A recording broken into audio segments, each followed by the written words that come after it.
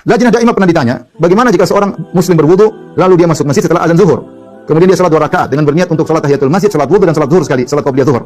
3 dia niatkan. Apakah mencukupi? Kata Lajnah Daimah bahwasanya hal itu diperbolehkan. Jadi seorang dia berwudu kemudian masuk masjid setelah azan zuhur, maka dia niatkan salat sunnah wudu, dia niatkan salat tahiyatul masjid, dia niatkan langsung salat qabliyah zuhur ya. Wallahu a'lam bishawab. Ini berkaitan dengan masalah salat sunnah wudu ya. Maka dianjurkan kepada kita yang mampu ya, berbanyak sholat. Intinya setiap habis wudu, Bapak Ibu yang dirahmati Allah Subhanahu wa taala, kalau ternyata punya kesempatan untuk sholat, karena orang terbiasa sholat dia akan terbiasa ketergantungan dengan Allah Subhanahu wa taala. Ya, biasakan, dan semakin banyak sholat semakin tinggi derajatnya ya. Kata Allah Subhanahu wa taala, wasjudu waqtarib, sujudlah dan dekatlah. Semakin kau banyak sujud semakin dekat dengan Allah. Orang yang punya akal sehat, yang hatinya tidak berisi dengki, pasti bisa melihat mana dakwah yang benar. Orang yang hatinya tidak ada kedengkian, dia pasti bisa menilai dakwah yang benar. Dakwah salaf jelas. Dari zaman dulu sampai hari kiamat isinya itu aja, tidak akan pernah baru. Yang mereka terangkan adalah isi Al-Quran, isi hadis Nabi, menerangkan kepada manusia pentingnya tauhid, bahayanya syirik, pentingnya mengikuti sunnah Nabi, bahayanya bid'ah.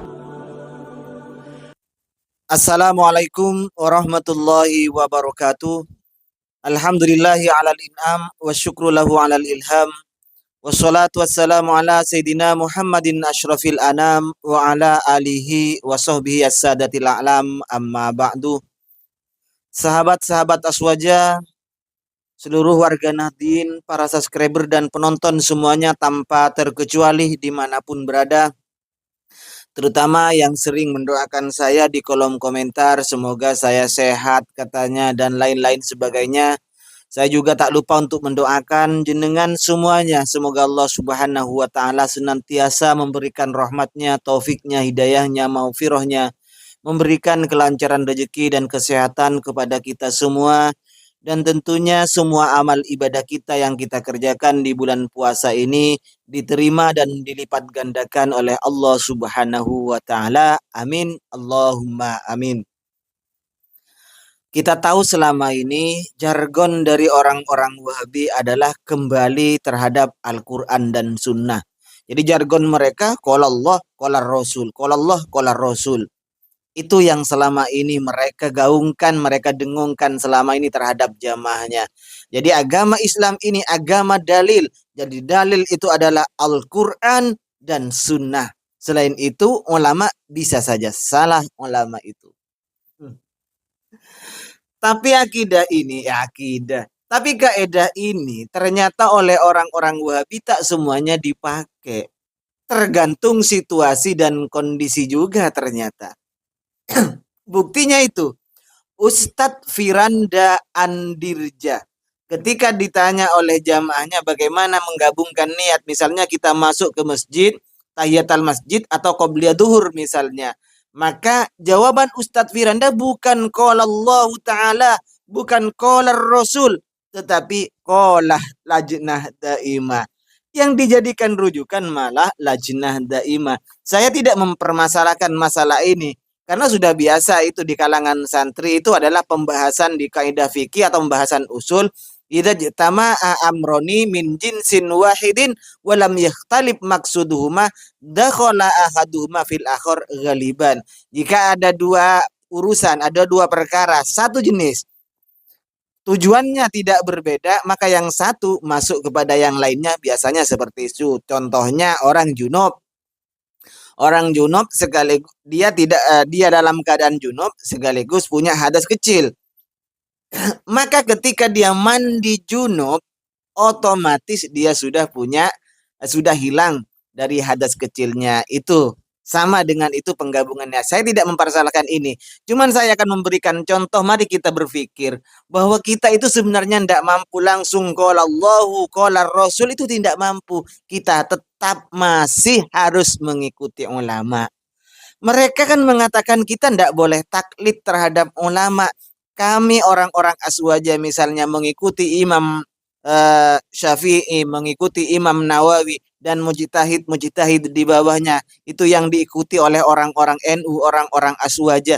Mereka mengatakan, iya, kami adalah taklid buta. Taklid terhadap ulama. Kan ulama tidak maksum. Tetapi kenyataannya mereka mendoktrin jamaahnya agar sebenarnya mengikuti terhadap jamaahnya, terhadap ustadz-ustadznya. Padahal Kalau saya tanya mereka, ayolah kalau tidak percaya salah satu muncul untuk diskusi dengan saya akan tanya dari wudhu sampai sholatnya saja. Berdasarkan Al-Quran, berdasarkan hadis. Dari wudhu sampai salam di sholatnya itu. Saya akan tanya satu persatu dalilnya. Baik itu syarat, rukunnya, batalnya, sunnahnya, makruhnya. Saya tanya satu persatu. Dalilnya melalui Al-Quran dan hadis. Jangan pakai rujukan ulama. Nanti rukun wudhu jadi 2, nanti menginjak kotoran anjing, menginjak kotoran kucing, menginjak kencingnya kucing, itu nanti menjadi membatalkan sholat. Itu kalau berdasarkan pikiran sendiri. Ternyata kembali lagi ke Ustadz Firanda. Ternyata Ustadz Firanda juga menggunakan pendapatnya Lajnah Daimah Kerajaan Saudi Arabia. Lajnah Daimah ini semacam MUI lah mungkin kalau di Indonesia sebagai lembaga fatwanya. Itu yang digunakan. Bukan qala Allah, bukan qala Rasul. Oke, kalau memang orang Wahabi tidak terima saya katakan seperti ini, silakan. Bantu Ustadz Firanda untuk menjelaskan kepada saya mana dalilnya. Penjelasan Firanda itu berdasarkan Al-Quran, berdasarkan hadis. Jangan pakai pendapat ulama. Saya minta Ustadz-Ustadz Wahabi ini. Atau jamaahnya lah orang-orang Wahabi ini. Saya minta jamaahnya jangan pakai pendapat ulama. Silahkan buktikan dengan qala Allah, qala Rasul bahwa yang disampaikan Pak Ustadz Firanda itu ada landasan Al-Qur'annya, ada landasan hadisnya. Gitu loh. Sebab kalau kita mengikuti perkataan Wahabi selama ini, maka sesuatu yang tidak berdasarkan pada dalil, apa bu namanya? Bid'ah. Mau dikatakan bid'ah penjelasan Firanda? Saya kira orang Wahabi tidak mau. Tapi kenyataannya mau tidak mau Firanda itu telah menjelaskan sesuatu yang bukan berasal dari qala Allah, qala Rasul. Ingat, sekali lagi jangan dipelintir. Saya tidak menyalahkan penggabungan niat.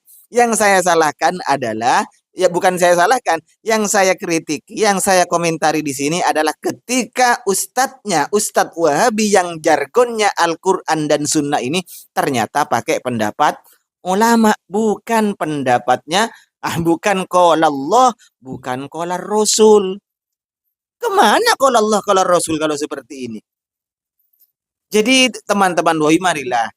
Sebenarnya kalian itu taklid buta terhadap ustadz-ustadz Anda. Sebagaimana Anda tuduh kami taklid buta terhadap Imam Syafi'i, terhadap Imam Nawawi, dan imam-imam yang lain. Pada kenyataannya Anda sendiri, orang-orang Wahabi ini digiring, didoktrin oleh jamaahnya untuk taklid buta mengikuti apa yang disampaikan oleh ustadz-ustadznya. Sekalipun yang disampaikan oleh ustadznya adalah sebuah kebohongan, mereka tidak percaya. Tetap mengatakan itu benar. Bahkan saya katanya yang berbohong. Kan sudah banyak saya membongkar kebohongan-kebohongan dari mereka. Ketika mengutip pernyataan Imam Nawawi, pernyataan Ibnu Hajar Al-Asqalani, pernyataan Imam Syafi'i, dan pernyataan Izzuddin bin Abdissalam, dan pernyataan beberapa ulama yang disebutkan oleh orang-orang Wahabi. Saya bongkar dengan kitab-kitab ulama yang disebutkan sendiri.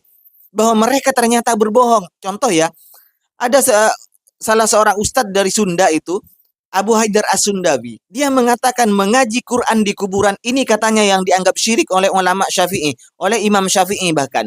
Dianggap sebuah jalan kesyirikan. Ternyata Imam Syafi'i malah senang ketika ada orang membaca Quran di kuburannya, malah senang Imam Syafi'i ini. Berarti apa? Kebohongan yang disampaikan oleh Pak Abu Haidar As-Sundawi ini. Tapi apa? Apa pendapatnya orang-orang Wahabi ini? Ternyata mereka membabi buta membela Ustadz Abu Haidar dan membabi buta membela kebohongan ustadz-ustadz mereka itu. Bahkan Masya Allah, tabarakah, Ustadz salaf sunnah apa komentarnya macam-macam seperti itu. Ini menandakan apa? Menandakan ente itu tidak punya standar, ente itu tidak punya rujukan untuk bisa mengetahui apakah yang disampaikan ustadzmu itu benar atau salah.